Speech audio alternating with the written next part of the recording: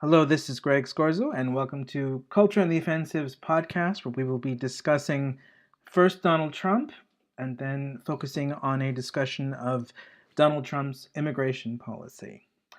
So, this is quite interesting for me. I'm Greg Scorzo. I'm the lead editor and writer for Culture on the Offensive, and I also do art of thinking sessions where I dialogue with members of the public, getting them to think about different cultural and political issues with hopefully a combination of empathy, clarity, and courage. This is unique for us because at Culture on the Offensive, we've never done an event or podcast about Donald Trump and his presidency before. So for me and for us, this is a first.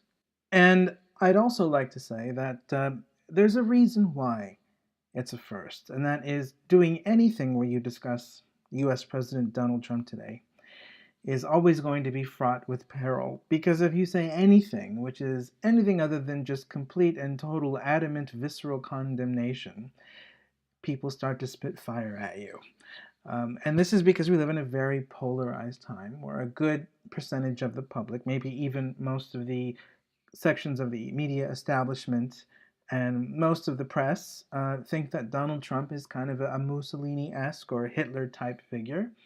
And that in a time like this, one shouldn't be trying to think about why his followers agree with him, but instead should be in battle mode, that we should all kind of band together with other people who think that Trump is morally unacceptable and simply try to defeat his opponents and get him out of government and really treat him like he's not just a threat to world peace, but also a threat to the progress of the United States' moral values, that he's a threat to the developments that have happened in Western society since the 60s, where the West has expressed compassion towards disadvantaged groups and has fought for women's equality and things of that nature. So people really see Trump as, a catastrophic problem for the United States and the West. He's either going to push the West into the dark ages and create a climate in which minorities and disadvantaged groups will be at the mercy of bigots and racists and sexists and homophobes and transphobes and Islamophobes and every other kind of deplorable that you can imagine. Or he'll blow up the world because he'll have a tantrum one day and start throwing off some nukes at Russia or something.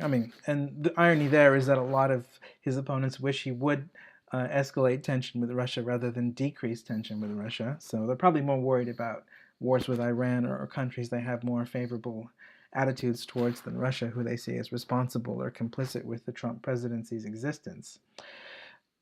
So that's the second worry about the Trump presidency. And, then the third worry is that he's just a lawless despot who is constantly violating national and international laws, getting rid of people who could potentially pose a legal threat to him while in office or expose his nefarious dealings either with the Russians or with his various businesses or with some form of government corruption or with some law that he's trying to pass which is at odds with the Constitution or at odds with some other kind of law which, judges can point out and fight him because of.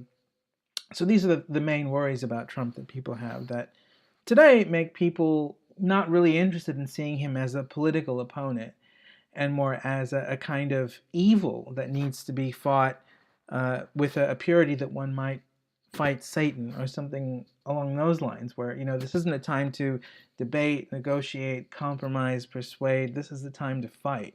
And it's a time to, unfortunately, fight probably huge chunks of one's fellow citizens to get out this monster who is threatening everything that is decent and good about post-1960s America or even post-World War II America.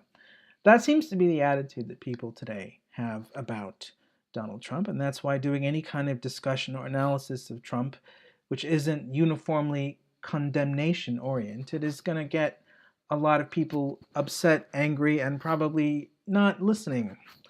So we're willing to take that risk because we think at Culture on the Offensive not that we are fans of Trump or that we want to kind of defend him as some kind of wonderful liberating figure who is fighting against the politically correct establishment, but that we think the situation is complicated and that there are elements of really both perspectives, that he's evil and that he's a liberatory figure, which have merit and which we need to think about. And that it's not easy to think about Trump, because if you think about Trump in a calm way, you get pulled in a lot of different directions, and not for bad reasons. So that's why we thought it was important to have a discussion about Trump and about his immigration policy, which is perhaps the most controversial aspect of his presidency thus far.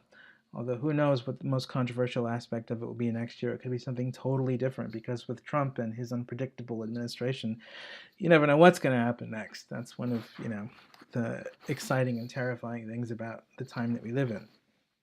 So one of the things that I think is important to start off by saying is that the idea that Trump is an uncomplicatedly evil despot that it's important to get rid of, however possible, I think is fundamentally mistaken.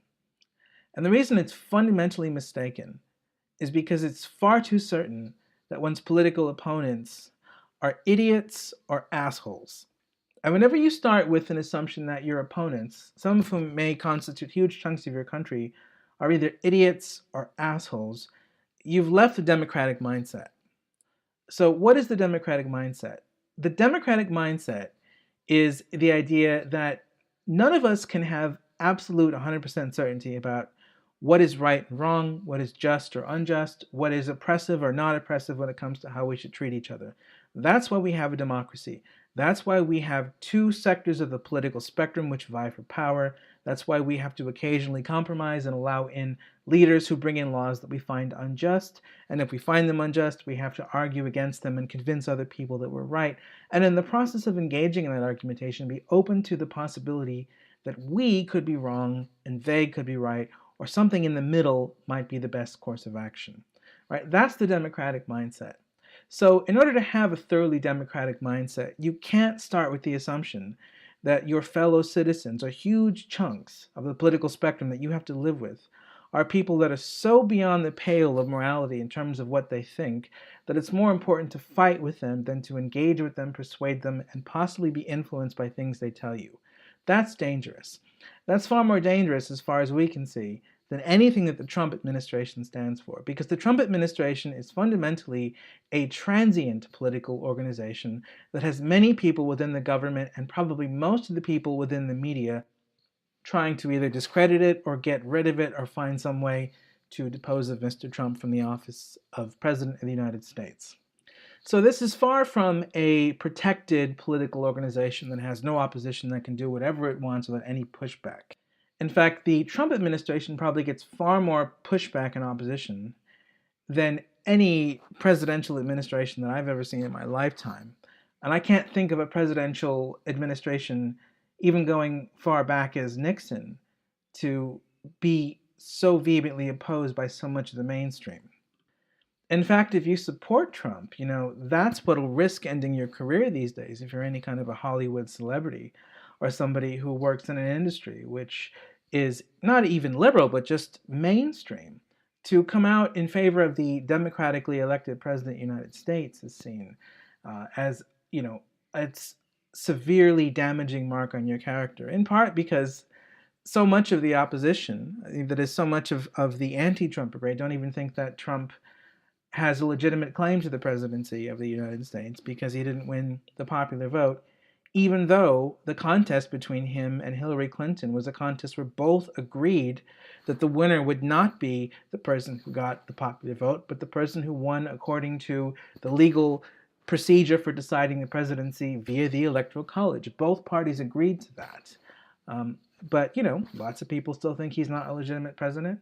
But what's interesting is you can imagine, well, would they think that if actually he won the popular vote, but Hillary won the Electoral College? I suspect they wouldn't. Now, there is another argument that's often given by both mainstream television presenters and liberal pundits, which is, Trump is a uniquely nefarious figure in American politics. He's basically Hitler. And in a time like that, we have to suspend the rules of civility that govern normal liberal democratic discourse, where we kind of to and fro with each other over different ideological perspectives. That in this particular time, we have a president who is so horrible, we have to band together in the same way that we would have band together against somebody like Hitler. And I think this is also fundamentally mistaken, because during Nazi Germany, when Hitler is in power, that's a situation politically where things are so bad, it's better to engage in violence on the street than it is to have peace. It's better to break the law and potentially risk anarchy, risk ending the production process that allows you to safely have goods to eat, risk upending the prison system, the hospitals, and so on, risk creating an environment where you have to worry about your neighbors killing you. That's all better than allowing the despot in charge of your government to continue doing what he's doing. I don't think the United States is at that point. I don't think the United States is at the point where street violence, where people having to worry about their neighbors killing them, is preferable morally to allowing somebody in the presidency to occupy that office and be fought in the normal way. I think anybody who thinks that it's preferable in America to engage in violence and lawlessness and guerrilla warfare to allowing the Trump presidency to do its business and allowing its opposition to fight it in the normal way, I think that's just a delusional and dangerous perspective, which comes out of fundamentally misunderstanding what Trump is and what Trump is about. So what I'm going to try and do in this podcast initially to start off with is to try and give Trump a context so that people can understand why suddenly this has happened. So what is the context of Trump? Trump is somebody who came into power as a reaction to the fact that social media and its dominance in the discourse had, shortly before that, completely changed the political spectrum. And this is something people often don't speak about. They act as though the political spectrum today is the same as it was in 2007, when that's completely bonkers.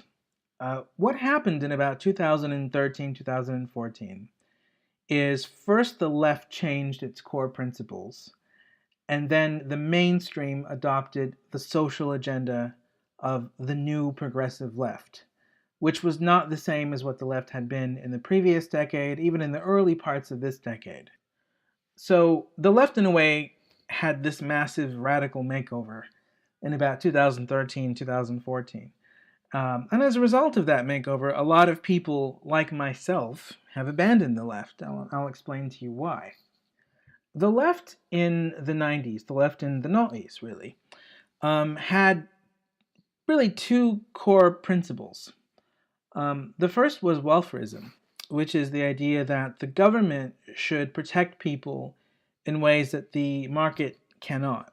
So through social welfare states and through social safety net programs, the government should make sure that even when people can't get a job, or when they get fired, or when they're disabled, that they have some source of federal income that they can rely on. And that part of liberalism is also about regulating business so that business exploits people less and also trashes the environment less.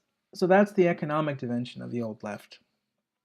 Now, the social dimension of the old left was about a combination of peace and civil liberty. Peace meaning let's not have unnecessary interventions in foreign wars. Let's try to the best extent that we can not provoke other countries to engage in dangerous conflicts which could escalate into world wars. Let's try and to some extent denuclearize. I know that the Democratic Party's mainstream was often kind of centristy and right-wing during the 90s and is on these peace issues, but at least there was a core of Democratic activists who were fighting for the Democratic Party to be a party of world peace. And in terms of the social issues, the Democratic positions were the positions trying to extend freedom and extra rights to people. So things like being pro-abortion rights, being in favor of a less punitive criminal justice system, being in favor of more rights for the disabled, and not being in favor of censorship. Now, in saying that I was a left-wing person and a Democrat in 2007, that isn't to say that on all of these issues I would even then take left stances, but it is to say that I would take more left than right stances. And according to that old criteria of what left and right stances are, I probably still would take more left than right stances. That's why if you put me in a time machine and asked me again, would you choose Barack Obama over John McCain and Sarah Palin? Of course I would. Because the Obama administration, at least in what it ideally stood for, was something that I still think is preferable to the neoconservatism of George Bush and John McCain. The problem is that what the Obama administration did was, rather than fight progressivism, which is the direction that the left went to in about 2013 and 14, it very much accommodated progressivism and allowed progressivism to become the standard by which people think of what the left is all about. And this had the effect of not just changing the left, but also changing the right. The right changed from being about traditional Christian morality to being something much more nebulous, which can include the more traditional George W. Bush type conservatives, but it can also include a lot of libertarian nationalists who hold some quite socially liberal views, and in some ways have class concerns that are very similar to a lot of what certain wings of the Democratic Party would have. So what is progressivism? How did the left change in 2013, 2014? Well, progressivism, and I should say progressivism in quotes here because not everybody thinks it's progressive. Progressivism is a way of thinking about the procedures of liberal democracy, where you prioritize the ethics of equality and justice over the procedures that allow people to freely discuss, negotiate, and compromise with each other, given that nobody has complete certainty over which values are the best ones to hold in the political sphere or how to institutionalize those in different laws. Progressivism is unique because it has a kind of post-1960s idea of what justice and equality is, that it thinks is so important that it takes precedence over things like social freedom, the procedures by which people have to and fro disagreements and compromise with each other, and it very much is hugely big on social control. And it uses tactics which are primarily related to kind of humiliating and shaming people into complying with its demands rather than persuading people, and it's incredibly divisive, and to many people, myself included, it often normalizes, ironically, racism and sexism and lots of other forms of bigotry by framing them in a way where it frames racism and sexism as the fight against racism and sexism. So progressives will be incredibly racist and sexist in the things they casually say about white people and men. But because white people and men are on the progressive view supposed to be the dominant groups, it's okay to do and say things to them that would be seen as absolutely horrible to do or say to people of color or women. And the mainstreaming of progressivism is largely what's responsible for the fact that today free speech crusading and protesting and advocacy is seen as a right-wing thing, whereas I think as far back as 2008, free speech activism was seen as a left-wing thing. Why is that? Well, it's because one of the core principles of progressivism is that free speech should be, if we have it at all, it needs to be anti-pluralistic. Now, what does that mean? Well, pluralism is the idea that we live in a society with a lot of different views that are irreconcilable, and some people who hold certain views are going to find other views absolutely horrific. But everybody needs to have the freedom to express those views, no matter how disapproved of they are by other people, because everybody needs to talk to each other, negotiate, argue with each other, persuade each other, compromise, and fundamentally allow for social values to change without things escalating into conflict and civil war. So that's pluralism, right? So a pluralistic free speech is going to be a speech that says, okay, everybody say what you believe.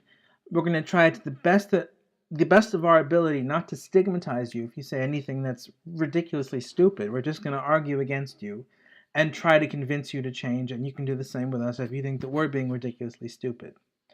So that's pluralistic free speech.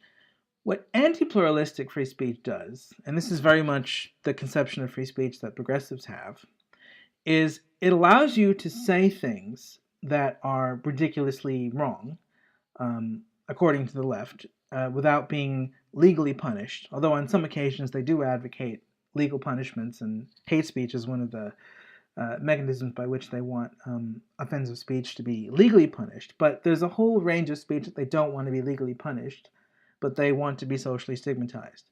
Because on their view, progress doesn't come from allowing people who have a variety of different views to feel safe in saying those views. Progress comes about by a greater and greater amount of views being socially stigmatized, and by it being seen as socially unacceptable to express them unless they are seen as, just and moral, according to progressive frameworks of what it means for things to be just and moral to say. So to give you an idea of what this kind of progressive idea of free speech amounts to is, they see progress as being the accumulation of more and more things being socially unacceptable to say. So for instance, if you go way back in the day, it was socially acceptable to call black people the N-word. A little bit further, it may not have been socially acceptable to use that word, but it was still socially acceptable to perform in blackface. Then a little bit further, that's socially unacceptable. Then a little bit further, it's unacceptable to say that women belong barefoot and pregnant in the kitchen. So they see social progress as being the accumulation of more and more things that's socially unacceptable to say, more and more things that you will be penalized for saying, and protested for saying. So for them, the less you can say, which is offensive and harmful to disadvantaged groups, the better, even though they might want a legal framework that allows you to say them without the state actively coming in and penalizing you. Now, as I said, hate speech is the one exception to this, where a lot of progressives want the state to actually come in and penalize you. But even those progressives who don't like hate speech still have an idea of speech where they see progress as being correlated with more and more things you can't say, rather than progress being correlated with more and more freedom, which allows people to communicate with each other to organically evolve different social norms over time peacefully. So a really important point to understand about progressivism is that for the progressive, peace is less important than justice.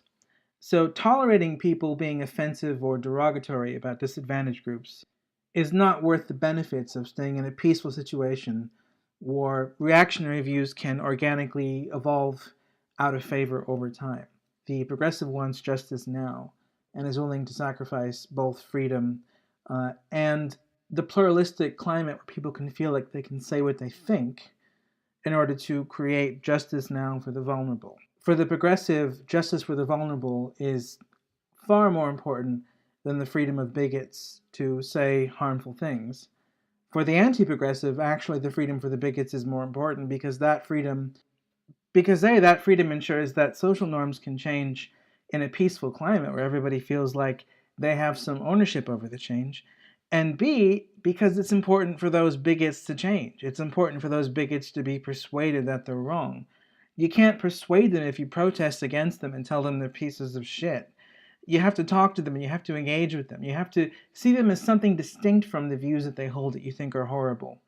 And in order for that peaceful change, which involves negotiation and persuasion, to happen, you have to assume that the people that they're making bigoted statements about, that is the vulnerable minorities and so on, can take it. They can, handle being temporarily spoken above in unflattering, derogatory, or even undignified ways, because they understand that the benefits of allowing that freedom fundamentally will positively affect them too.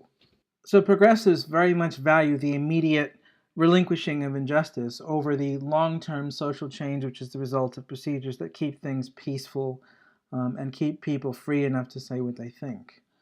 The other big component of progressivism is identity politics of, intersectional activism. Now, what is this? Well, without going into too much theoretical detail about what intersectionality and its activism amounts to, what the modern left has embraced about identity is the idea that all of the 20th century civil rights narratives are still correct.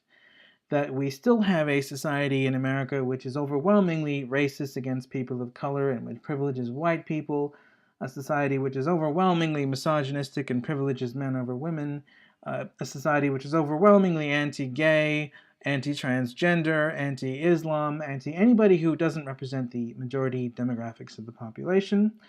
And progressivism says that anybody who says anything contrary to this, sort of trying to make the case that actually in some way white people or men or straight people or whatever are being in some way disadvantaged or spoken about in a derisive, bigoted way, that those people are fundamentally speaking tosh and should probably just shut up. The second component of progressive identity politics is the idea that the secret to getting rid of oppression is creating equality of outcome. Now, this is one respect in which actually progressivism departs quite heavily from the 60s, because Martin Luther King's message of racial equality was not equality of outcome based. It was about equality of treatment. It was about treating people as individuals, treating them as your equal in the sense of allowing them the freedom to be anybody, allowing their biographies to determine how you think of them as individuals rather than statistics about the demographics they come from. Whereas the equality of outcome politics of progressivism are the opposite of this. So equality of outcome is about looking at two demographic groups, say blacks and whites, for instance. And if you can say, oh, look, here's some statistics that show that white people are more likely to have access to housing, or they're more likely to not be hassled by the police, or they're more likely to be in positions of power in Fortune 500 companies, that therefore this constitutes oppression. Now, this version of equality promotion is entirely distinct from not just the 60s, but what the mainstream of late 20th century anti-racism was all about. Because in order to create equality of outcome, you deliberately can't treat people as individuals. It's almost seen as racist to say something like, I don't notice color. What you're supposed to do is treat people as representatives of disadvantaged or privileged demographic groups, and then have some kind of social norm or law which redistributes power from the privileged to the underprivileged.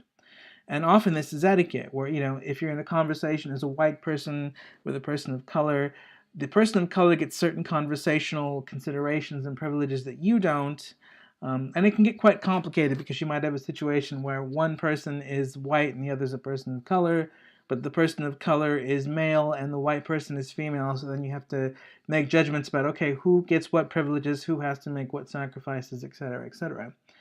But what's really problematic about this form of equality of outcome from a 20th century anti-racist or anti-sexist perspective is it doesn't allow people to be individuals. It doesn't allow their biographies to count in the explanation of how privileged or how disadvantaged they are.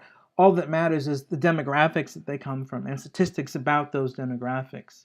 So modern progressivism tends to say that even a poor white person who was abused by his parents is still more privileged than somebody like Barack Obama, who wound up being president of the United States, not because of their biographies, not because of their experiences, not because of the actual pain that they may have encountered in their lives, but simply because of statistics about the demographics that each of them belong to. So equality of outcome is the second core principle of progressive identity politics. And the third core principle is that everything in contemporary culture, whether we like it or not, is racist, sexist, homophobic, Islamophobic, transphobic, etc., and we have a duty to call it out. So what's important about this idea is it seems like it's presupposing something called media effects theory, which is the idea that when people see something that has a bad message, they act out the bad message like a zombie, and they have no choice. So that in order to create a world where nobody gets harmed or nobody self-harmed, we have to constantly imbue everything, not just fiction, but advertisements with positive messages. Meaning we can't have a free or diverse media because we can't trust people to see things that are wrong and have conversations about them or say to themselves, I don't agree with that even though I saw it in a piece of media. Everything has to be geared towards manipulating people into having the right attitudes, the right views, etc., etc. And this is also why diversity is such a big component of identity politics, modes of progressivism. Diversity in the context of modern identity politics doesn't mean actual diversity. It means looking at a piece of fiction, looking at an advert, and making sure that everybody in that fiction or advert, that the population of people in that fiction or advert in some ways mirrors the population demographics. So if you see like a group of women modeling lingerie in a shop window, for the progressive, it's important to make sure that that composition of women has all the different body types that are common in the population, that it has women of color as well as white women, that it may have midgets as well as women who are of normal heights, disabled women versus non-disabled women, transgender women versus cisgender women, because they think that it's important for all of the advertisements that we see to adequately reflect the diversity in society. Now, the problem with this conception of diversity is it doesn't actually mirror real diversity. So, in other words, you can have a group of women who reflect all the different demographics of the population selling lingerie, in terms of their size, skin color, ability status, gender status, and whatever. And yet it can be an incredibly non-diverse group of people in the sense that they can all have very similar middle-class experiences and have very similar political views and very similar reactions to things and very progressive attitudes. So what seems like a device for making sure that media represents the diversity of the population actually winds up being a device which decreases diversity. But the kind of diversity that's being decreased isn't demographic diversity, it's intellectual diversity, it's diversity of experience, it's diversity of politics. So it's a way of using demographic diversity as a way of creating intellectual and psychic uniformity. And this kind of uniformity, I think, is ironically one of the aims of progressivism, whether they realize it or not. Because if you have society uniformly rallying around a set of values that you think are the true values, that's preferable to a diverse society where you have some people rallying around the values and some people not rallying around the values. So it makes total sense why progressivism would want intellectual uniformity and would not value true intellectual diversity all that much, because one of its aims is to really hammer home social control. Control not just of speech and not just of media, but control of what's ideologically possible within a society.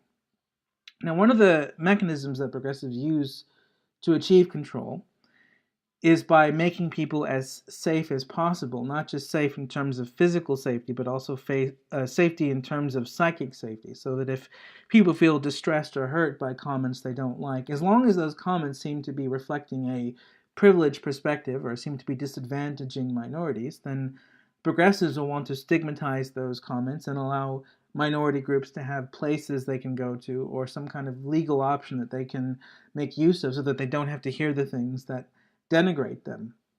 Now, of course, the problem with this aspect of progressivism is it assumes that all minorities have the same attitudes about what they find offensive. So whenever a progressive says, oh, we're catering to women who are scared because they've heard this rhetoric, or we're catering to people of color who are scared because they've heard this rhetoric, what they mean is we're catering to progressive women who are scared. We're catering to progressive people of color who are scared. They're not talking about the entire disadvantaged populations, because within those populations are people who think that it doesn't really matter if people say nasty things to them which are bigoted, or people who don't interpret the things that progressives interpret as being racist or sexist or transphobic or whatever else. So one of the bigger problems with progressivism in terms of its identity politics positions is that because it wants to create social control and uniformity around an ideology, it uses minorities and disadvantaged groups in a way where it speaks for them. It says, I understand what you're afraid of as a person of color. I understand what you're afraid of as a woman. I understand what you're afraid of as a Muslim or a transgender person. And so I'm going to fight for you. But it doesn't allow you to say, no, I'm a person of color and I'm not frightened of this. No, I'm a woman and I'm not frightened of this. Or I'm a transgender person, but I agree with this. No, it doesn't allow that. You're the wrong kind of minority. And they will be just as disdainful of you and just as repressive to you as they would be to any person who they see as oppressing you. Because what progressivism is all about is uniformity of thought, where people can rally around progressive messages. And those things are constantly enforced through ever greater mechanisms for social control. And the final aspect of progressivism is the idea that the majority is a threat to the minority. That fundamentally, it's not enough to ally ourselves with the poor. What we should be aligning ourselves with is the marginalized, and the marginalized can be middle class or upper class. Now, that isn't to say that there aren't progressives who aren't also socialists. There's plenty of those. But you don't have to be a socialist in virtue of being a progressive. And that's what partly explains why the mainstream, that is, the aspects of the media that might not support, say, somebody like Bernie Sanders, they tend to adopt fairly progressive positions on social issues, even though they're not necessarily going to agree with the Democratic Party on all of its economic positions. Even some libertarians, like a lot of the pieces that you see in Reason.com, for instance, they seem quite progressive, even though they want less state interference in the economy. And this gets to the core of why Donald Trump is president. He is a rebuke to a progressive establishment. What do I mean by progressive establishment? I mean, it's not just the left that has taken on the social attitudes and the ideological program of progressives. It's the entire mainstream on social issues which has become progressive. It's mainstream media, it's television, it's news, it's the people who fund the arts, it's any award ceremony. You can't go anywhere today and see any establishment which is supposed to be promoting civil values and not get some sort of progressive campaign to either get more people of color or more transgender people in some sort of industry or some kind of advert or some kind of film. And if they're not doing that, they're going to be saying something about how horrible Trump is and, how his supporters are absolute pieces of shit. Without noticing, of course, that the reason that he is president of the United States is because a large chunk of people in the United States don't like this ideology and feel like there isn't a social space for them to even have a conversation where they could be persuaded that they're wrong. That the attitude towards them is, you're a piece of shit and you should know better, and if you don't, we're going to fight you. Now, of course, if you are a progressive and you have the attitude, you are, whether you realize it or not, creating your own backlash. And when you create a backlash, it's not surprising that it will have the face of something like Donald Trump at the head of it. The reason why Donald Trump is like the ultimate progressive backlash is because he is a political figure in a position of power who seems to have been elected in a democratic national election, who has absolute contempt for progressivism. He doesn't even try to play the game of apologizing to progressives or pretending he's not racist or sexist or crude or whatever else. He gives a flying fuck about what progressives think. And that's why he is pretty much at the head of a culture war in the US right now, where you've got the progressive establishment on the one hand, and the ultimate bogeyman who they're afraid of, Donald Trump. But you wouldn't have this culture war, you wouldn't have this situation if you hadn't first created a climate where people who aren't progressive don't feel like they have a voice in society, where the procedures where people of differing points of view can come together and come up with compromises and negotiation. Those procedures seem like they're old hat. They're things that people on the left don't particularly value very much. They value justice more than they value cooperation and peace. And they have no interest or empathy or even any attempt to want to reach out to people who are on the other side, because they see those people as contemptible. Now, what makes the situation even more complicated is, although Trump is at the center of a culture war between progressives and a kind of anti-establishment backlash against them, there's also plenty of people who aren't exactly progressives who think that Trump is extremely dangerous and dark and, teetering towards being accurately described as a despot, if not being an actual despot. Like, there are lots of people, for instance, who are kind of, what you might call 2008 Democrats, who aren't particularly rabid, feminists or social justice progressives, but who still think that Trump is a kind of extremely corrupt, law-breaking, demagogic figure who is inciting racial division and hatred. And although I can understand why people who are probably closer to me than progressives are might think this way, I still have a hard time finding this perspective particularly plausible. The first reason I don't find it plausible on a very intuitive level is it seems very much like a kind of moral panic. It seems very similar in attitude to, let's say, the early 1950s panic over communist infiltration of the US government. And it even reminds me of some things I've lived through, like, the sort of mini panics that conservatives used to have over gangster rap or violent video games or Marilyn Manson or something along those lines. Whenever people seem like they're frightened of something and they don't want to discuss it, they're so frightened by it, as is often the case with people who have this perspective, my initial inclination to think, okay, there's probably something fishy going on here with this perspective.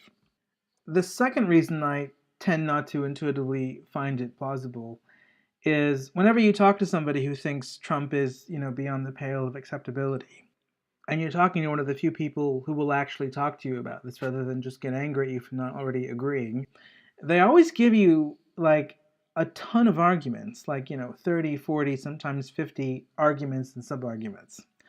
Now, I'm very much in favor of giving arguments. That's not the problem I have. The suspicion I have is that when someone is obviously evil or obviously corrupt, you don't have to give more than 10 arguments to show it. You at best have to give 2 or 3 and it's just obvious. If you have to give dozens of arguments to try and paint a picture of somebody as either a lawbreaker, a dictator, a despot, or a sociopath, that suggests to me that your mind has already decided that this person is evil, and what the arguments are doing is they're trying to create pathways from the intuition you started out with to the conclusion you want to demonstrate to others that this person is evil. So, and you can see this, coincidentally, not just on the left, but you can see it on the right as well. I think a lot of the paranoia about Hillary Clinton in the noughties and teens took this form. Now, I don't think Hillary Clinton, is a squeaky clean, honest, straight up politician. She's pretty corrupt, as is obvious. But when you look at, say, the 60 or 70 reasons why people on anti-Hillary websites think that she's horrible, by the time you get to reason, 47, you're thinking, oh my God, Hillary is like this terrible hit woman who's killed everybody who's ever worked with her, and she's responsible for all these deaths. And by that point, you can sort of see, no, wait a minute, these are people who have decided in advance that Hillary is the embodiment of pure evil. And so what they're trying to do is they're trying to come up with arguments to try and find pathways from different features of reality to the conclusion that they've already accepted beforehand, which is she's the devil incarnate. There's also another argument that many people who don't like Trump give, which is that he's a kind of despot, that he has no concern whatsoever for the rule of law. And here I actually would say maybe there's something to that argument. But the issue I have with the argument itself is I don't see how Trump is distinct from every other president in this regard. I mean, if you think about all the presidents of the late 20th century and early 21st century, there's a virtual cottage industry of articles and papers about how each of them in their own ways violated the law, whether it's, Reagan's Iran-Contra law violations, or it's, the Obama law violations with the drone policy and the assassination of American citizens on foreign soil, whether it's George W. Bush's entry into the Iraq War, whether it's the original George Bush and his Iraq War, which at the time many people were writing was illegal, although these days people tend to focus more on the second Gulf War as the site of illegality. But I suppose my point is, I've never seen any compelling evidence that in general, presidents don't do things that can plausibly be interpreted by somebody as violating the law. And what it seems to me to be is that there are so many technical laws which don't really correspond with kind of common sense ideas of wrongdoing, that whenever you want to get somebody out of office, you can always invoke a very strict legalistic interpretation of one of these laws, without kind of noticing that somebody who doesn't agree with you is going to be far less concerned about this law violation because the law itself won't match their intuitions. And whether or not the law matches their intuitions will in part be probably a product of what stances they take on who they want to be president and who they don't. It's like Noam Chomsky says, if the Nuremberg laws were applied, every post-World War II president would have been hanged. Now, I suspect there's something to that statement. I don't think, perhaps like Chomsky does, that every president of the United States after World War II has been an absolute anti-humanitarian monster. But I do think there is something to the claim that with every president, you can at least plausibly interpret some things they have done as majorly violating U.S. and international laws. And even if Trump is especially or uniquely law-breaking in ways that other presidents have not been, I don't see any reason to think that all of the people in government and the FBI and the deep state who oppose him can't also break laws or do things which can be plausibly interpreted as breaking laws in order to take him down. And at the moment, it doesn't seem like he is holding the locus of power in the United States government. It seems like there's a bit of a to and fro power struggle between him and people who want to oppose him, not just in government itself, but also in places far outside the government, like the legal industry, the media, and so on and so forth. So, in a way, I think you have a situation where, yes, you have a president who could be breaking laws, but you have people trying to take him down that are also breaking laws. And you also have a history of presidents who, according to various plausible partisan interpretations, break laws all the time. And I'm not convinced in all of that Trump is somehow uniquely dangerous.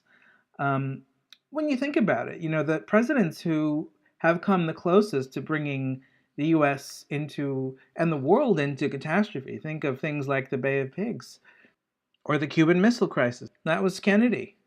Or if you think of some of the really dangerous decisions that have been made in foreign policy over the last 10 years, those have been the product of Obama and Hillary Clinton.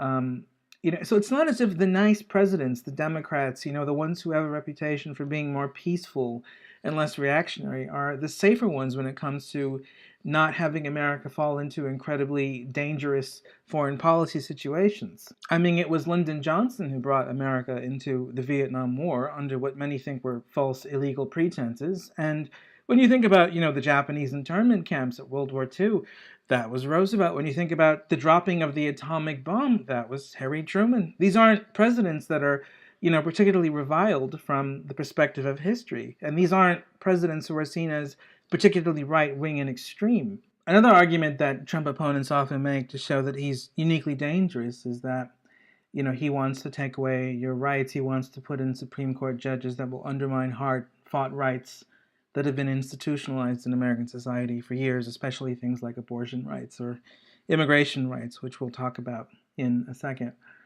But here, I think this is based on a kind of adolescent conception of what rights are.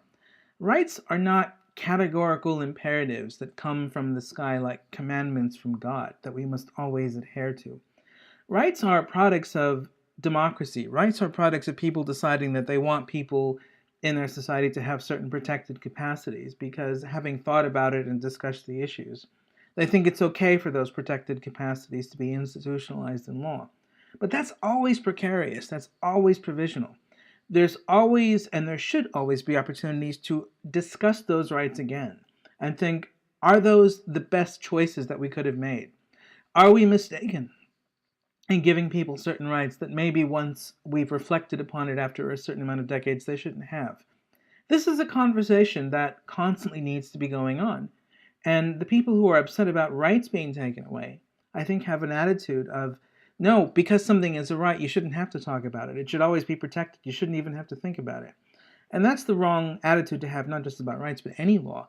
Every right that we agree to democratically should be a right that we can simultaneously, years down the road, take away upon reflecting upon it in a different way, because we're never certain about what we should have happen in society with regards to legal protections. There's always a certain amount of uncertainty, new perspectives, new information that could challenge and almost reconfigure the previous perspectives that we had, which led us to institute the rights that we did at the times that we did.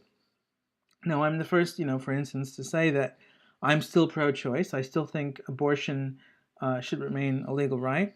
But if people in America do not, and they are trying to have a conversation about it, or they're trying to fight to undermine the right, I don't think that is a apocalyptic instance of something terribly unacceptable. I think that's what you would expect in a democracy. Of course, once you gain a right, the next generation may come to think that that right was BS. And we have to have a dialogue about it. We can't be frightened of the prospect of our rights being taken away. We should see our rights themselves as precarious and things which are the products of the way that people are feeling in particular times. There's nothing more frightening, if you think about it, than a right which can be never changed once it's been legally instituted. I mean, imagine if something like the right to hold slaves was something that you could never take down or modify, no matter how much the public came to be against slavery after having deliberated about it. That would be terrifying. The fact that rights are precarious is a good thing. And if someone's trying to take away a right, or even if they're successful in a particular generation, there's always the possibility that you can bring it back. That's one of the good things about rights being precarious. And finally, the last reason that I think a lot of sensible people think that Trump is uniquely dangerous is they think that he is racist and sexist and somebody who incites violence. And probably the most recent incarnation of this view that I've seen is in a meme that I saw online. I think my dad may have posted it, I'm not sure. But in it, there's a kind of drawing of Trump in the center with a kind of angry look on his face. And he's saying different things. These are all actual quotes. One of them is, "If you do hurt him, I'll defend you in court. Don't you worry about it." The next one is, "The audience hit back. That's what we need a little bit more of." And then, "I don't know if I'll do the fighting myself or if other people will." Or, "Part of the problem is no one wants to hurt each other anymore." Or, "Maybe he should have been roughed up." These are all things I presume he said at his rallies when people were being disruptive and other people in the audience got in fistfights with them. And there's another quote, which is, "I'd like to punch him in the face." And then another one, "Knock the crap out of him, would you? I promise you, I'll pay your legal fees." And then finally, "I'll beat the crap out of you." And so there are all these Trump quotes. And then at the bottom it says, "The president in no way, form, or fashion has ever promoted or encouraged violence." And that quote is from Sarah Huckabee Sanders, who as of late has been being kicked out of restaurants and being harassed on the street, as well as many other presidential officials. Now, this is interesting. This is probably the closest I come to agreeing with the anti-Trumpers, because I do think that these kind of statements at rallies are really bad. Now, I'm not sure that they are inciting violence because, like many other Trump statements, they seem like examples of hyperbole. They seem like things that he says that he doesn't really mean, but they're kind of pushing things in the direction he wants, and they're goading his opponents and creating a big reaction and really pissing people off.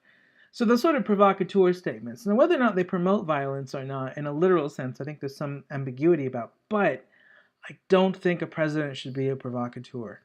I don't think that a president should be making statements like this, which could even be interpreted as pro-violence.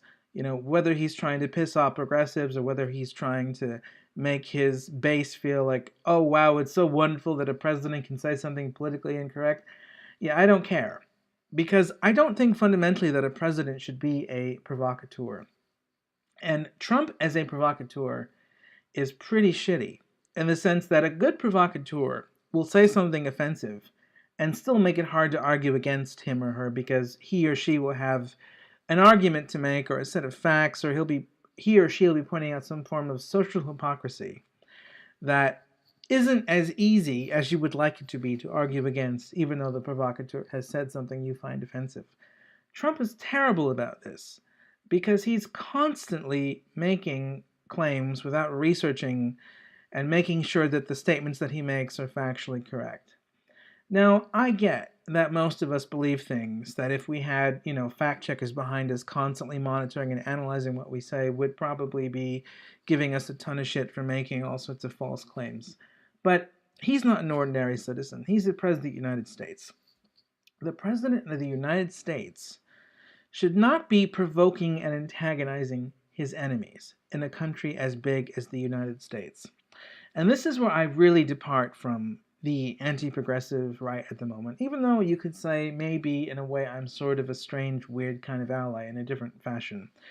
Where I really disagree with the anti-progressive, anti-PC right is I don't think that if you are leading a movement against progressivism, and Donald Trump is the figurehead of that the best strategy is to completely antagonize your opponents, behave in a way which makes them think that you are a despot, and then you make them go apeshit and spew out all this anti-democratic hate that makes the rest of the country re-elect you.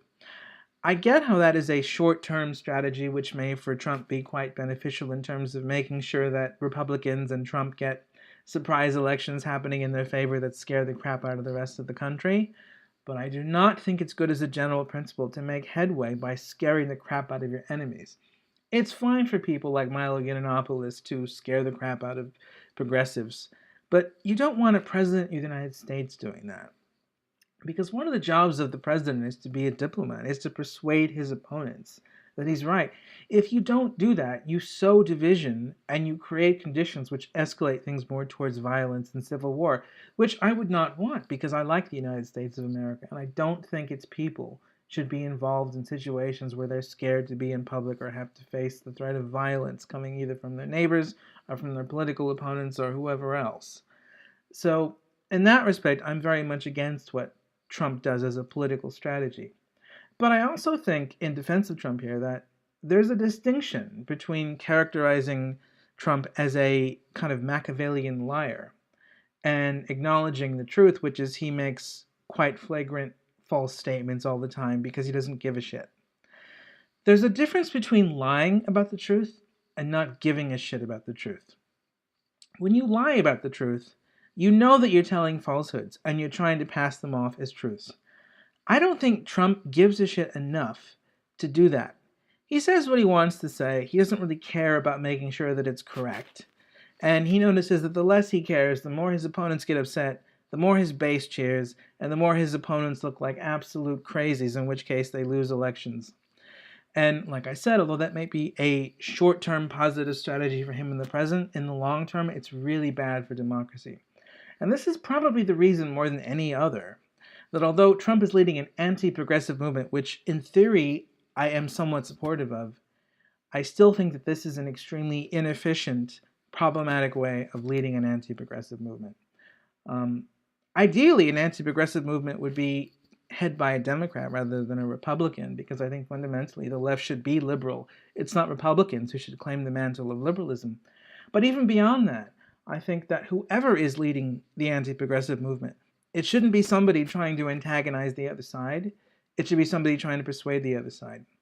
Because I think if you look at Trump's core positions, at least, on a lot of the issues where he's the most controversial, immigration in particular, I don't think he holds views which you can say are beyond the pale of moral acceptability, or at least I don't think that his administration is promoting policies that you can say are beyond the pale of acceptability. These issues are complex, and the issues around Trumpian immigration policy are especially complex. And what we're going to do now in the second hour of this podcast is we're going to be discussing Trump's immigration policy, because Trump's immigration policy is the policy that he's probably most reviled for at the moment, and the policy that people think represents, in many ways, the aspects of him which are the most fascist, the most white supremacist, and the most dangerous. So I'm going to start off reading you this Wikipedia page called Immigration Policy of Donald Trump. I can't see an author here. I don't think Wikipedia pages have an author officially. But it says, quote, to start off, immigration policy, and specifically illegal immigration to the United States, was a signature issue of U.S. President Donald Trump's presidential campaign, and his proposed reforms and remarks about this issue generated much publicity. Official estimates of the number of illegal immigrants in the United States range from 11 and 12 million. Trump has repeatedly characterized such immigrants as criminals, although multiple studies have found that they have lower crime and incarceration rates than native-born Americans. Now, what's interesting is already we can see the progressive bias in Wikipedia, and we can see some factual mistakes. For instance, Trump has not characterized immigrants as criminals. He's characterized illegal immigrants as criminals. That's very clear in any Trump speech, even when he's saying something incendiary. He's not saying something incendiary about legal immigrants. He repeatedly says over and over and over again that he likes legal immigrants. And secondly, when it says multiple studies have found that they have lower crime and incarceration rates than native-born Americans, that's neither here nor there, because the conservative position is not that immigrants commit more crime than Americans. It's that the crime that immigrants do commit has negative effects on American communities that wouldn't be there if the immigrants were not in those communities at the numbers that they currently are. So let's keep going. Next paragraph, quote, a hallmark promise of Trump's campaign was to build a substantial wall on the United States-Mexico border.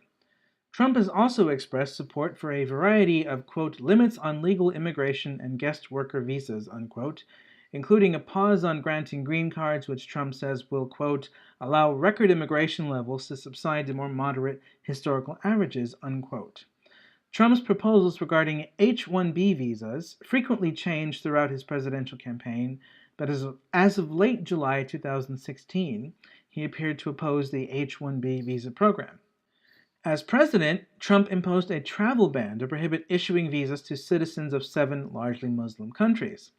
In response to legal challenges, he revised the ban twice. The third version was upheld by the Supreme Court in June 2008 in a 5-4 ruling. He attempted to end the Deferred Action for Childhood Arrivals program, but a legal injunction has allowed the policy to continue. He imposed a zero-tolerance policy to arrest all illegal immigrants at the border, which resulted in children being separated from their families. And this kind of publicized political outcry over this separation has been really one of the main news stories for the past few weeks. People, and progressives especially, and even some people outside of the liberal sphere, are really, really upset about the separation of children in the zero-tolerance policy of Trump. Now, let's continue. Here, the next section of this article is called Positions on Immigration, and it starts, quote, "After Mitt Romney lost the 2012 U.S. presidential election, Trump criticized Romney's immigration policy, saying, quote, he had a crazy policy of self-deportation which was maniacal.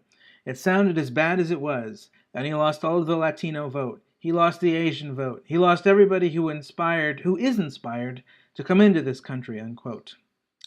At the 2014 Conservative Political Action Conference, Trump urged Republican politicians not to pass immigration reform, saying immigrants would vote for the Democratic Party and steal American jobs. Now here, I think this is a case of Trump and many Republicans not doing their duty as citizens in a democracy. If you are worried that incoming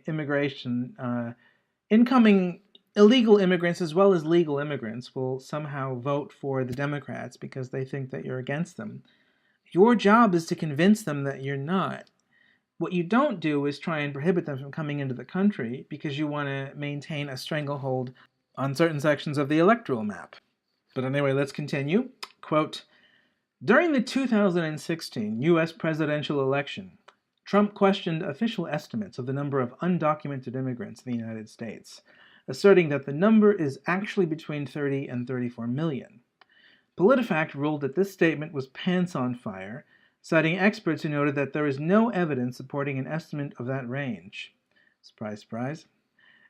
Quote, "For example, the Pew Research Center reported in March 2015 that the number of undocumented immigrants overall declined from 12.2 million in 2007 to 11.2 million in 2012. The number of undocumented immigrants in the U.S. labor force ranged from 8.1 million to 8.3 million between 2008 and 2012, approximately 5% of the U.S. labor force." Now this right here is again misleading because remember, if in 2016 Trump is complaining about high rates of undocumented immigrants, it's not a refutation of him to show a March 2015 Pew Research Center report that talks about immigration rates between 2007 and 2012. Because what Trump is responding to is what's happened between 2012 and 2016. So already, this Wikipedia article, which is supposed to be neutral about Trump, we can see is quite biased against him and is promoting the establishment narrative that he is factually incorrect about X amount of things and that he's promoting bigotry and misconceptions, but yet there's factual errors in this. There's misleading statements in this. It's not as if it's clear that Trump is more factually inaccurate or more misleading than this very article is. So let's continue to the next section, birthright citizenship. Quote, "In 2015, prior to being elected president, Trump proposed rolling back birthright citizenship for U.S.-born children of undocumented immigrants, whom he refers to as, quote, anchor babies, unquote. Under the Citizenship Clause of the 14th Amendment, all persons born on U.S. soil and subject to its jurisdiction are citizens. The mainstream view of the 14th Amendment among legal experts is that everyone born on U.S. soil regardless of parents' citizenship, is automatically an American citizen, so long as the parents are not foreign diplomats. So this right here is describing something that you can understand is going to trigger progressives and liberals, because Trump here is challenging an established understanding of the 14th Amendment, because he doesn't want children who are born in the U.S. to be considered automatic citizens. Now, this is actually an issue where things are kind of complicated, because on the one hand, the liberals and progressives and even centrists who don't like this have a point, which is if you are born and raised on American soil, for all intents and purposes, that is your home, that is your culture, that's where you feel like you belong. And if you're suddenly denied citizenship after having lived in this country, and then forced to go into some other country you've never been to before because it's the legal home of your parents, that's going to be traumatic. That's going to be not just disrupting your life, but it's going to feel terrifying. So it's understandable that people would oppose that, because why would you want to send a child to a place like Colombia or Mexico or El Salvador if they've never been there before and they probably don't even speak the language? That seems cruel. So it's understandable to me that people of all stripes, people all over the political spectrum, would oppose that. But here's the rub, and here's the paradox. I can also understand why people would support it. Here's why. Because if you tell foreign citizens that when they come to the country, they can make themselves legal even though they've entered illegally by procreating, what you're basically doing is you're sending out a message that says, our borders aren't really all that important. If you illegally cross into this country, which is in a sense going into a place without the formal consent of that place, it's fine as long as you impregnate somebody and create a kid, in which case we can't kick out either of you. And not only can we not kick out either of you, but our infrastructure is going to support you, no matter what strains to the infrastructure your presence might bring. And I can understand how somebody who supports this Trump policy might be an empathetic, compassionate person who might understand the true terror of being a kid who, through no fault of your own, has to go back to El Salvador. They might totally get that this is a horrendous thing for that kid. The difference between them and the liberal opposing this policy is that they would say that the fault for this horrendous situation that the kid is in is not the government or its policy, it's the parents who knowingly broke a law to bring a child into a place or create a child in a place where they knew in advance there was a chance that this child would get ripped from its culture and its de facto nation and be sent to a foreign place for legal reasons. A conservative might completely agree that this is a horrendous state of affairs, something which should not be happening. But where they would differ from the liberal is they would say the responsibility for this is not with the government policy. The responsibility is with the illegal immigrant parent who endangered the geographic stability of their own child by procreating or bringing a child onto foreign lands without getting official clearance. Now, regardless of which side you take on this issue, I think what liberals often miss out on is the conservative position can also come from a place of compassion for the child. It can also recognize the trauma of being ripped from your homeland. But the difference is where it places the responsibility. It places the responsibility on the immigrant knowingly breaking the law, whereas the liberal doesn't want to do that because the liberal sees the immigrant breaking the law as typically some kind of a victim, somebody who's coming into the country because the place that they left was either much worse than America, or they don't see moving from country to country as something for which, borders are really all that important. Many of them think that moving from El Salvador to Los Angeles is really no different from moving from Compton to San Francisco. They don't really see a morally significant difference between going from a city to another city versus going from a country to another country, whereas the conservative sees a moral difference.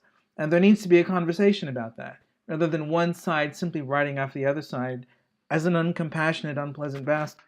So let's continue. The next section is changes to legal immigration. Quote, the Trump administration embraced the Reforming American Immigration for a Strong Economy Act in August 2017. The RAISE Act seeks to reduce levels of legal immigration to the United States by 50% by having the number of green cards issued. The bill would also impose a cap of 50,000 refugee admissions a year and would end the visa diversity lottery. A study by Penn Wharton economists found that the legislation would, by 2027, quote, reduce GDP by 0.7% relative to the current law and reduce jobs by 1.3 million. By 2040, GDP will be about 2% lower and jobs will fall by 4.6 million. Despite changes to population size, jobs, and GDP, there is very little change to per capita GDP, increasing slightly in the short run and then eventually falling, unquote. There's a problem with economic forecasts, which is, it's true that maybe we can predict that lowering illegal immigration could affect the economy by 0.7% relative to the current law. But there might be other factors in the future which we can't predict, which make this assessment somewhat dubious. So, with any economic forecast, and this is especially true with Brexit, it's very difficult to maintain any kind of accuracy, because even if you can accurately point out that certain features of the present are likely to decrease GDP in the future, there could be other features of the future which could point things in the other direction, which you can't predict. So this is why we should always take economic forecasts with a serious grain of salt. So let's continue. The next section is called Kate's Law. Quote, Catherine Steinle was killed in July 2015 by an illegal immigrant, Juan Francisco Lopez Sanchez, who had multiple convictions and had been previously deported on 5 occasions. During the election campaign, Trump promised to ask Congress to pass Kate's Law, named after her, to ensure that criminal aliens convicted of illegal re-entry receive strong, mandatory minimum sentences.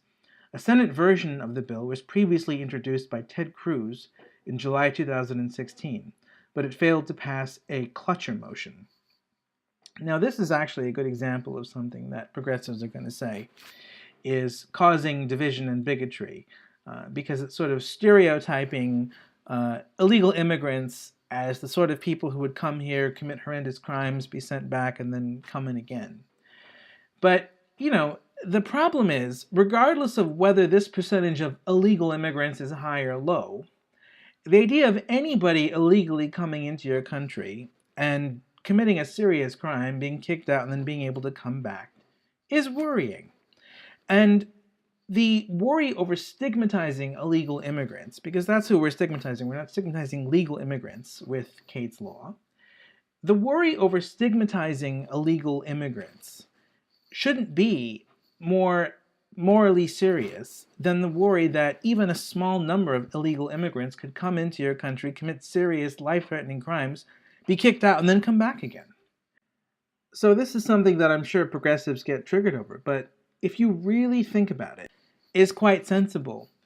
Unless you are so focused on the victimhood, potentially, of illegal immigrants, that you're willing to brush aside things which could protect citizens from being taken advantage by the set of illegal immigrants which are actually homicidal criminals.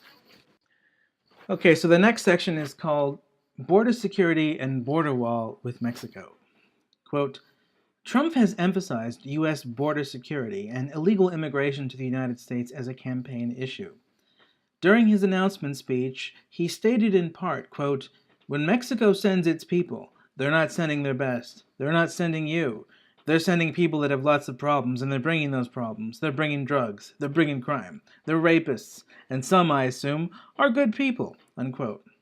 On July 6, 2015, Trump issued a written statement to clarify his position on illegal immigration, which drew a reaction from critics. It read in part, quote, the Mexican government is forcing their most unwanted people in the United States. They are, in many cases, criminals, drug dealers, rapists, etc.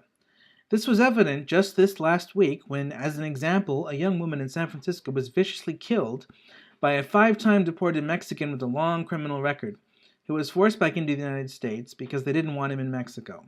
This is merely one of thousands of similar incidents throughout the United States. In other words, the worst elements in Mexico are being pushed into the United States by the Mexican government. The largest suppliers of heroin, cocaine, and other illicit drugs are Mexican cartels that arrange to have Mexican immigrants trying to cross the borders and smuggle in the drugs. The Border Patrol knows this. Likewise, tremendous infectious disease is pouring across the border. The United States has become a dumping ground for Mexico, and in fact for many other parts of the world. On the other hand, many fabulous people come in from Mexico, and our country is better for it. But these people are here legally, and are severely hurt by those coming in illegally. I am proud to say that I know many hard-working Mexicans. Many of them are working for and with me, and just like our country, my organization is better for it." Unquote. A study published in Social Science Quarterly in May 2016 tested Trump's claim that immigrants are responsible for higher levels of violent and drug-related crime in the United States.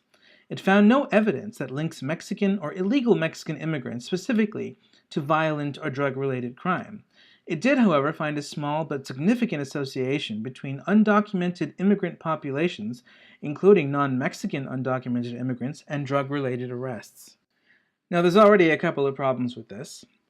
The first is it's a single study. And if you want to talk about evidence which points to the falsehood of Trump's claims, you want to look at the accumulation of studies rather than a single study. The second problem with it is the main claim it's making doesn't actually contradict anything Trump said. So let me read it again. He starts off by saying, "The Mexican government is forcing their most unwanted people in the United States. They are in many cases criminals, drug dealers, rapists, etc. This was evident just this week when, as an example, a young woman in San Francisco was viciously killed by a 5-time deported Mexican with a long criminal record who was forced back into the United States because they didn't want him in Mexico." Right, that's compatible with saying that Mexican immigrants don't commit crimes or drug-related offenses any more than any other set of immigrants do. There's no contradiction between those two statements. Now, what the liberal perspective is going to say is that the fact that Mexican illegals don't commit crime more than any other kind of illegal shows that there is no problem with Mexicans bringing in drug-related offenders, criminals, rapists, etc., etc. But that's actually not true. It could be that what explains the drug offenders and rapists and violent criminals that come from Mexico are the conditions in Mexico which incentivize Mexico to send those types of people to the U.S. And all of that could be true even if there are higher levels of homicidal criminals coming into the country from other places. So then, of course, the liberal response is going to be, okay, why focus on Mexico then? Why not focus on the other places? Maybe because the other places, even though they're importing higher levels of criminals, don't have things going on in those places which explain that criminality in a way that the Mexican drug wars and the other social conditions happening in Mexico at the moment explain the kind of criminality that's being imported into the U.S. Now, I suppose the liberal worry here is that by focusing exclusively on Mexicans who may not be committing crimes at higher levels than other kinds of illegal immigrants, one is displaying a kind of bigotry towards Mexico, like singling them out. Like all these different countries bring over criminals who come into the country illegally and rape and murder and do drug deals, but you're only focusing, Donald Trump, on Mexicans. Why are you possibly doing that for any other reason except pure racism? Well, here, I might have a bit of sympathy with both sides. It might be true that, of course, Donald Trump is singling out Mexicans, illegal Mexicans, because he has, some racist attitudes against Mexicans, and maybe so does his base. But there could also be another reason why he's singling out Mexicans. It could be perhaps because Mexicans are a group of people who, as of late, it is seen as socially unacceptable to describe as anything other than victims, much like African Americans. And because that's one group you're not allowed to describe as anything other than a victim, that's the group that he wants to criticize for antisocial behavior when that group displays it, especially if he's talking about a subsection of that group who happen to be illegal immigrants. So it could be that he's focusing on Mexican criminals, not so much because of any anti-Mexican bigotry, as much as he's focusing on them because he knows that's a progressive sacred cow. You can't criticize even illegal Mexicans. You have to talk about them and describe them as though they're victims. Now, what's interesting is what often gets ignored is a lot of Mexicans are with Donald Trump on this. Now, why is that? Is it because they're the wrong kind of Mexican? Is it because they have internalized racism? No. It's because they don't like being exempt from criticism in ways that progressives want to make them exempt from criticism, because progressives are worried about a stigma that can carry over to the entire Mexican population of the United States. But I think what Donald Trump and the Mexicans are showing here is that the risk of that stigma is not as bad as the other risk, which comes from not being able to even talk about issues of criminality and sociopathology when they're coming from a set of illegal immigrants who progressives want to constantly describe as victims. That the risk of stigmatizing a group, a minority of people of color in the United States, is not as bad as the risks that come with having to always describe them as victims. I think that sentiment resonates with a lot of Mexicans who are fed up with progressivism, who might even disagree with Trump on a lot of other issues, but who on this issue feels like there's an important call to responsibility that's being evaded by this paranoia about stigma, and specifically the stigma against minorities. Stigmatizing white people is fine.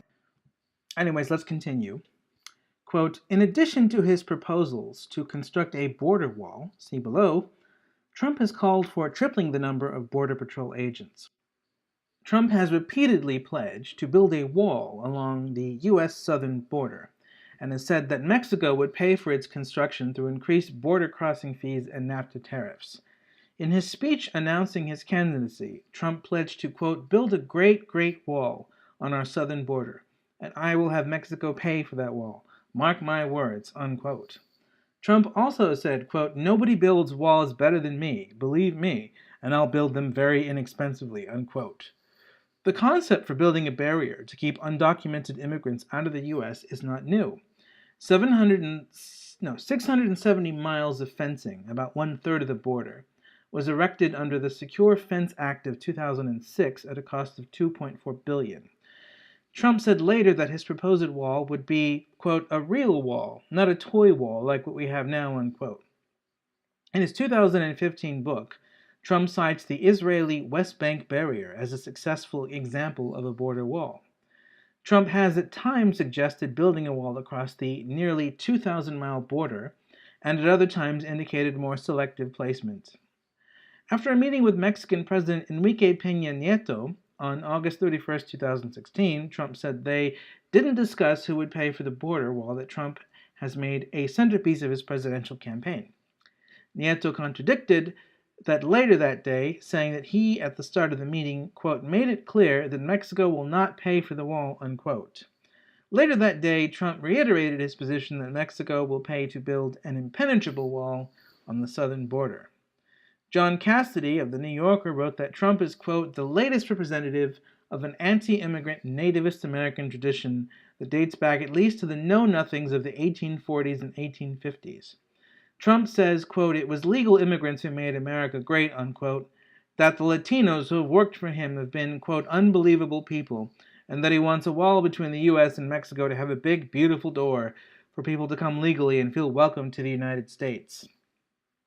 According to experts and analysis, the actual cost to construct a wall along the remaining 1,300 miles of the border could be as high as $16 million per mile, with a total cost of up to $25 billion, with the cost of private land acquisitions and fence maintenance pushing up the cost further. Maintenance of the wall will cost up to $750 million a year, and if the Border Patrol agents were to patrol the wall, additional funds would have to be expected. Rough and remote terrain in many parts of the border, such as deserts and mountains, would make construction and maintenance of a wall expensive, and such terrain may be a greater deterrent than a wall in any case. Experts also note that on federally protected wilderness areas and Native American reservations, the Department of Homeland Security may have only limited construction authority, and a wall could cause environmental damage. Despite campaign promises to build a full wall, Trump later stated that he favors putting up some fences.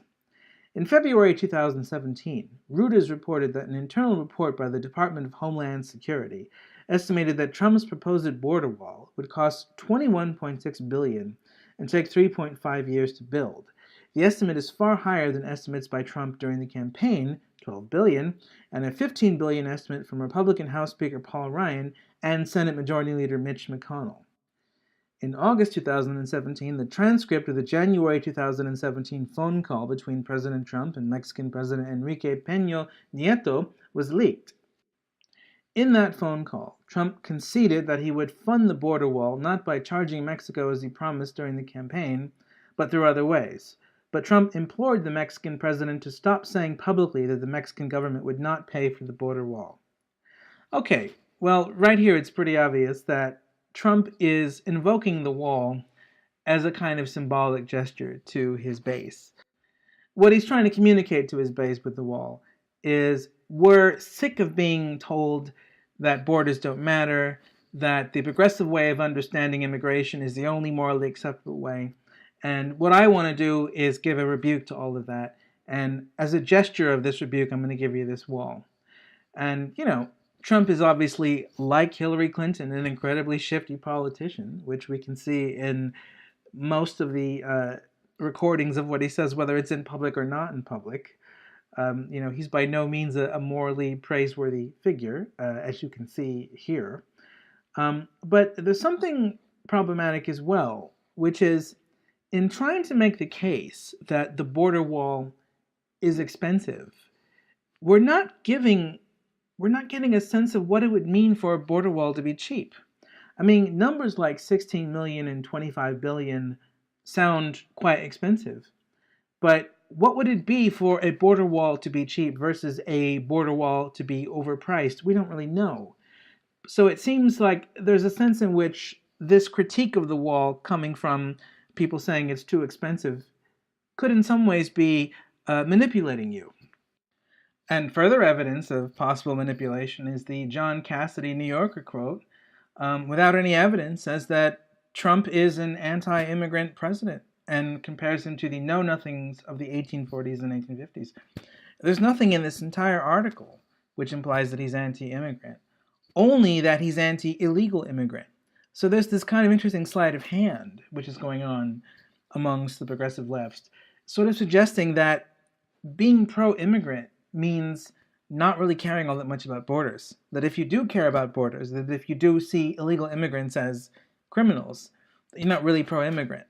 And that's quite dangerous because whenever you have a position which implies something quite controversial, like borders aren't significant, or we should get rid of them, or we should consider illegal immigrants, people who have merely broken a formal bureaucratic rule, you should be open about that and say that's what your position is, rather than sort of covertly imply that without officially stating it. That's also quite manipulative. So let's continue. Quote, critics of Trump's plan question whether a wall would be effective at stopping unauthorized crossings, noting that walls are of limited use unless they are patrolled by agents and to intercept those climbing over or tunneling under the wall. Experts also note that approximately half of undocumented immigrants in the U.S. did not surreptitiously enter, but rather entered through official crossing points, either by overstaying visas, using fraudulent documents, or being smuggled past the border, unquote.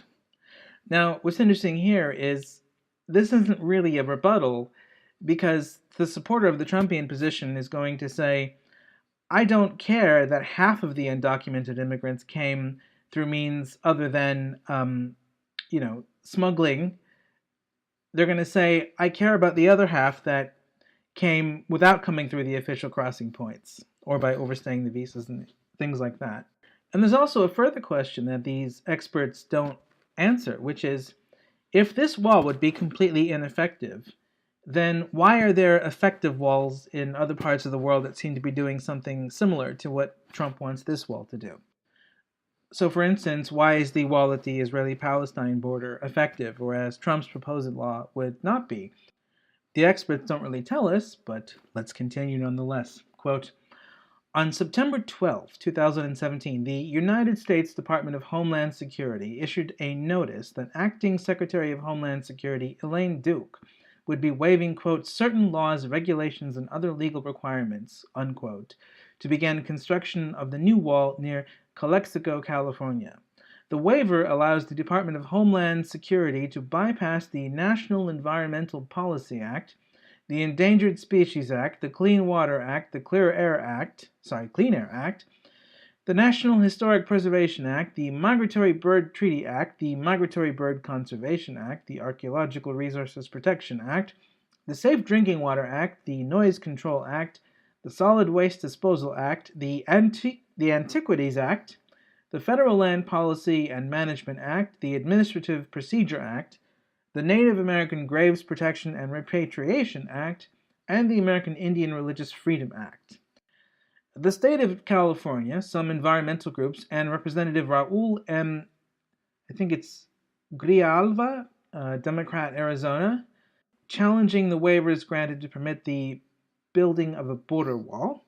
On February 27, 2018, Judge Gonzalo P. Curiel ruled that under federal law, the administration has the authority to waive multiple environmental laws and regulations in order to expedite the construction of border walls and other infrastructure so that wall construction can proceed. Now, here you can tell that is a paragraph which is supposed to trigger progressives because it lists in copious detail all of the policy acts that the creation of the wall can legally temporarily suspend in order to proceed. But there, the problem is the fact that you can do certain things in the government where you can temporarily suspend those acts. And if that's something you have a problem with, then you've got to ask, okay, why is it legally possible to do that? And that question doesn't end with the Trump administration. It ends with the fact that you have a legal system where if you want to create borders, you can temporarily suspend those acts or violate the dictates or demands of those acts.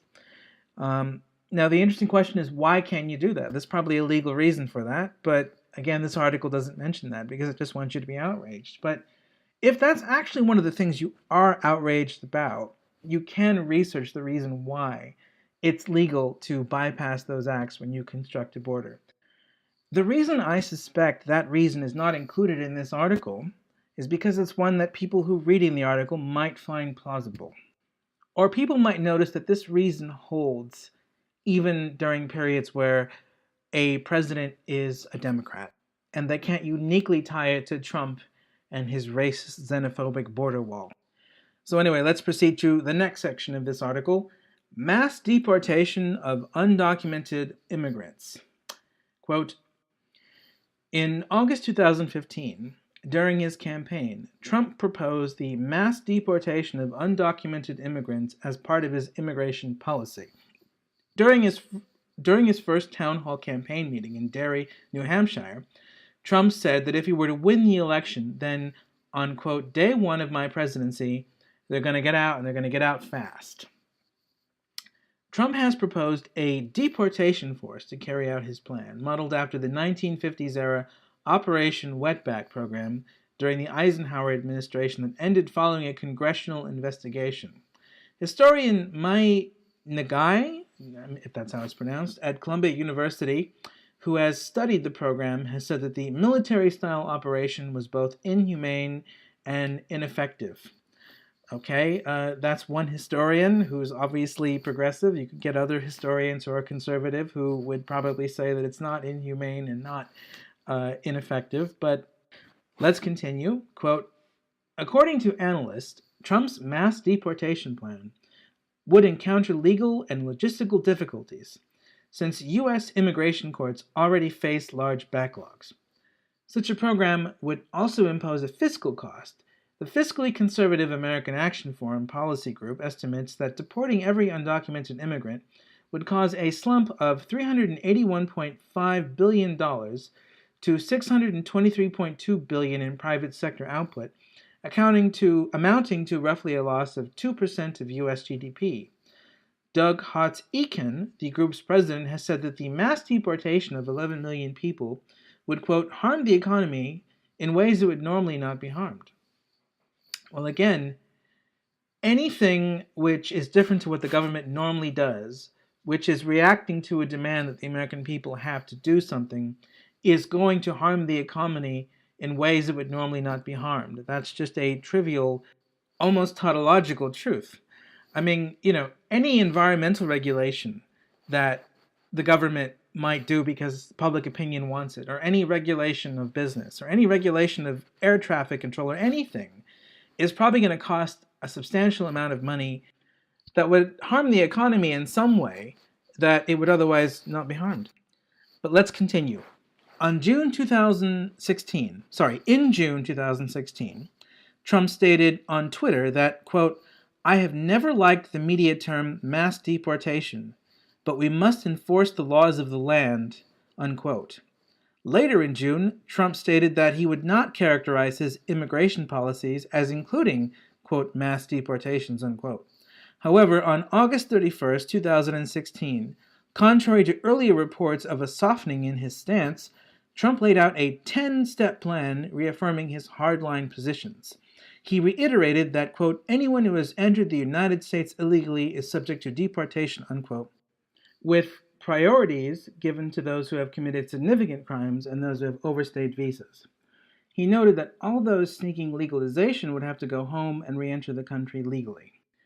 Now, there is a progressive rejoinder to this, which goes along the lines of, well, if people have entered the country illegally, then you should just let them live here and live their lives unless they've done something specifically bad, like committed a horrendous felony or crime. But outside of that, if people are here illegally, they should be allowed to stay because countries outside the United States are far worse. So it's cruel to force illegal people to leave unless they've done something wrong. Now, what's interesting about this progressive rejoinder is it presupposes the very thing that the conservative disagrees with, which is that being an illegal immigrant is not a serious crime, and that borders don't really matter all that much. Those are the two things that the conservative fundamentally disagrees with. So if you want to show that kicking people out is cruel if they are illegal, you have to say something about why borders themselves shouldn't be taken that seriously and why really you should only get kicked out as an illegal if you've done something. Because it's not obvious that people have those progressive intuitions. So rather than sort of presuppose that those are the intuitions of decent people, you have to argue for them. Okay, next section, proposed Muslim immigration ban. Quote, Trump frequently revised proposals to ban Muslim immigration to the United States in the course of his presidential campaign. In late July of 2016, NBC News characterized his position as, quote, ban all Muslims and maybe other people from countries with a history of terrorism, but just don't say Muslims, unquote. Rudy Giuliani said on Fox News that Trump tasked him to craft a Muslim ban and asked Giuliani to form a committee to show him, quote, the right way to do it legally, unquote. The committee, which included former U.S. Attorney General and Chief Judge of the Southern District of New York, Michael McCasey, and Reps. Michael McCall and Peter T. King, decided to drop the religious basis and instead focus on regions where Giuliani says there is, quote, substantial evidence that people are sending terrorists, unquote, to the United States. In December of 2015, Trump proposed a temporary ban on foreign Muslims entering the United States. The U.S. admits approximately 100,000 Muslim immigrants each year, quote, until we can figure out what's going on, unquote. In response to the 2015 San Bernardino shooting, Trump released a statement on, quote, preventing Muslim immigration, unquote, and called for, quote, a total and complete shutdown of Muslims entering the United States until our country's representatives can figure out what the hell is going on, unquote. In a December 2015 interview, the host Willie Geist repeatedly questioned Trump if airline representatives, customs agents, or border guards would ask a person's religion. Trump responded that they would, and if the person said they were Muslim, they would be denied entry into the country. Trump cited President Franklin Delano Roosevelt's use during World War II of the Alien and Sedition Acts to issue presidential proclamations for rounding up, holding, and deporting German, Japanese, and Italian alien immigrants, and noted that Roosevelt was highly respected and had highways named after him. Trump stated that he did not agree with Roosevelt's internment of Japanese Americans, and clarified that the proposal would not apply to Muslims who were U.S. citizens or to Muslims who were serving in the U.S. military. In May 2016, Trump retreated slightly from his call for a Muslim ban, calling it merely an idea, not a proposal, unquote. On June 13, 2016, he reformulated the ban so that it would be geographical, not religious, applying to areas of the world where there is a proven history of terrorism against the United States, Europe, or our allies, unquote. 2 hours later, he claimed the ban was only for nations, quote, tied to Islamic terror. In June 2016, he also stated that he would allow Muslims from allies like the United Kingdom to enter the United States.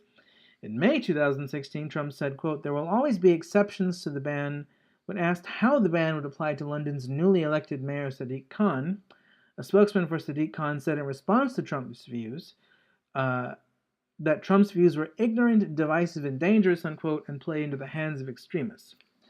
In June 2016, Trump expanded his proposed ban on Muslim immigration to the United States to cover immigration from areas with a history of terrorism.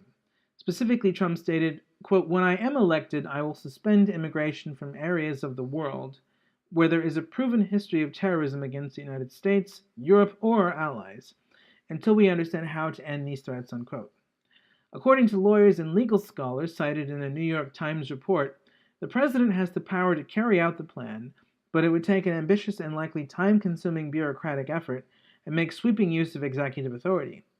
Immigration analysts also noted that the implementation of Trump's plan could, quote, prompt a wave of retaliation against American citizens traveling and living abroad, unquote. In July 2016, Trump described his proposal as encompassing, quote, any nation that has been compromised by terrorism. Trump later referred to the reformulation as, quote, extreme vetting. When asked in July of 2016 about his proposal to restrict immigration from areas with high levels of terrorism, Trump insisted that it was not a rollback of his initial proposal to ban all Muslim immigrants. He said, in fact, you could say it's an expansion. I'm looking now at territory, unquote. When asked if his new proposal meant that there would be greater checks on immigration from countries that have been compromised by terrorism, such as France, Germany, and Spain, Trump answered, quote, it's their own fault because they've allowed people over years to come into their territory, unquote. Now, what exactly is going on here with this issue, with the Muslim ban? Well, regardless of how many formulations of the ban it takes for the Supreme Court to admit that it's not unfairly targeting a religious group, there's a sense in which the public symbolism of the ban is still designed to appeal to the Trump base. Now, how is it doing that? Because the Trump base, which is reacting against progressivism, has been told for years and years and years that they can say nothing critical about Muslims without being Islamophobic. They can say nothing critical about Muslims or Islam, even though there's kind of a shared understanding within our culture that if you specifically insult the Quran or the Prophet Muhammad, there's a chance somebody might kill you. Things like this have happened before in mainstream media.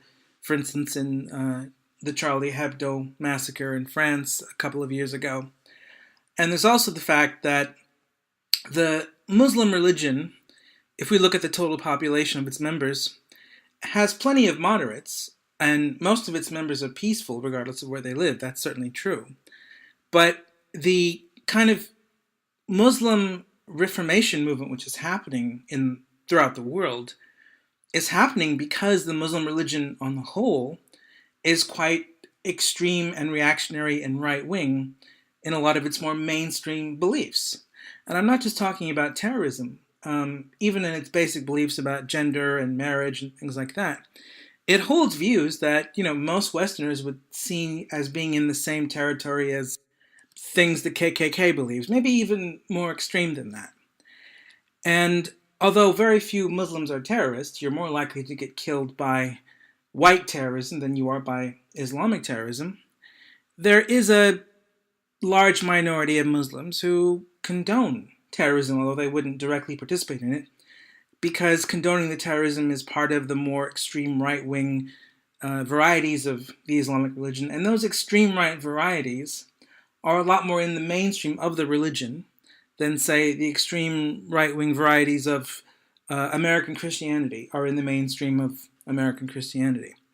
And the reason why Trump's base is pissed off is because they're constantly being told by progressives in the mainstream that they can't talk about this, that they can only describe Muslims as victims, because Muslims are victims and they're minorities on the progressive hierarchy of oppression.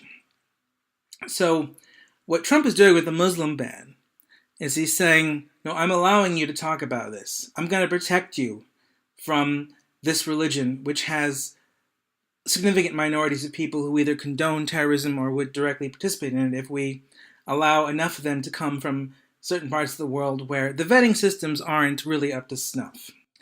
Now, as an ideal, I don't have a problem with this. What I have a problem with is the implementation. Meaning you can work on the vetting systems and even stop certain forms of immigration from happening until the vetting systems have been improved. You can do all of that without making it look like you are taking an antagonistic attitude towards the entire Muslim demographic group. I don't think it's good to take an antagonistic attitude towards the entire Muslim demographic group, not only because many of those people, in fact, the overwhelming majority, are fairly peace-loving, but if you really have a hostile attitude towards the beliefs of the more extreme sectors of the Islamic community, what you should be doing as a liberal, as somebody who believes in liberal democracy and wants to set an example, is persuading them to change their views. That should be the primary aim of somebody who says they believe in pluralism and free speech. And because Trump is an anti-progressive, he's at least riding on the coattails of people who want to bring back pluralism and free speech back into the West because they see progressives as undermining it. And I think those people are right in that regard. But if Trump wants to be a true paragon of a decent anti-progressive movement, he's got to be liberal himself. That is, he has to practice pluralism, not just rely on pluralism when it suits him and his views. Because in much the same way that progressives have to tolerate the existence of Trump and people who support him in their society, he has to tolerate Muslims, provided that Muslims aren't breaking the law.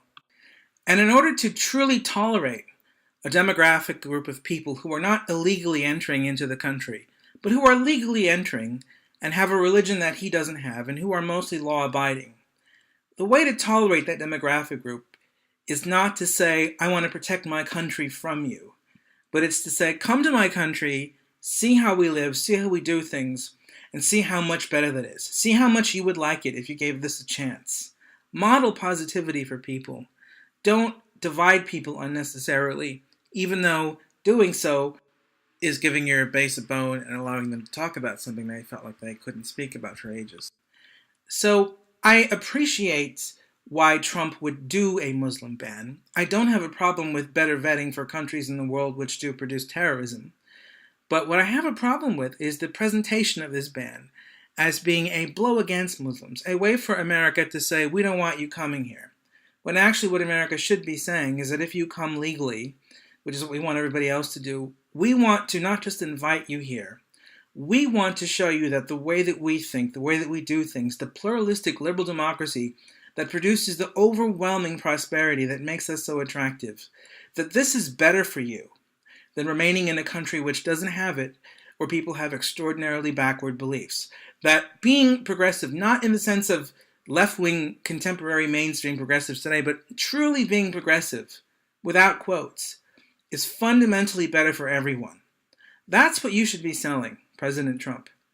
You shouldn't be selling, I want to protect the world from a religion that's backward. You should be selling, I want this backward religion and any other religion, if it contains nice law-abiding people, to come to my country and see that there's a better way of doing things. That's so much better than being divisive. And one thing I will say for progressives is that Trump is not just divisive against progressives, he is divisive against Muslims. Now, it's true, the Muslim religion itself at the moment is pretty divisive against a lot of people who, or anybody who would criticize it. So in a sense, they're both mirroring each other in this regard. But I think somebody has to stop. Somebody has to be the first person to turn around and say, okay, I'm not going to keep doing this stuff. I'm going to have a country where people can criticize your religion and we can criticize beliefs that are common to your religion. But I also have a country where you can practice that religion if you are a legal immigrant who obeys the law, and you can see things and you can benefit from this country and enjoy the prosperity of it and be influenced by this country in ways that you couldn't imagine if you stayed at some other part of the world. That's what Trump should say. And we can have a beneficial relationship with the Muslim community if somebody like President Trump would adopt this liberal stance without the price for it being a complete denial of the fact that the Muslim religion at the moment is pretty right-wing on the whole. And that's why there's a reformation happening within that religion. The idea that in order to have peace and inclusion, you have to not talk about Muslims in any way except as victims, which is the, again, progressive narrative, that's not an effective strategy for having the kind of inclusive country that I think not just America, but any country in the West could be to Muslims or Jews or Christians or Hindus, anybody who comes from anywhere in the world where there might not be a lot of prosperity and the views of their religion might not be terribly forward-thinking. I'm okay with people who aren't forward-thinking coming to Western countries as long as they obey the law and as long as they can see the benefits of living in a place where their beliefs, even their most cherished beliefs, can be criticized. And by the way, they can criticize us. They can say that we're all decadent and nasty and horrible and whatever else. Free speech and pluralism allows there to be this wonderful exchange of mutual, even hostile criticism, which in the end prevents violence because it allows that criticism not to degenerate into violence. It keeps criticism at the level of criticism. Bullet points, even when they say the nastiest things are always better than bullets.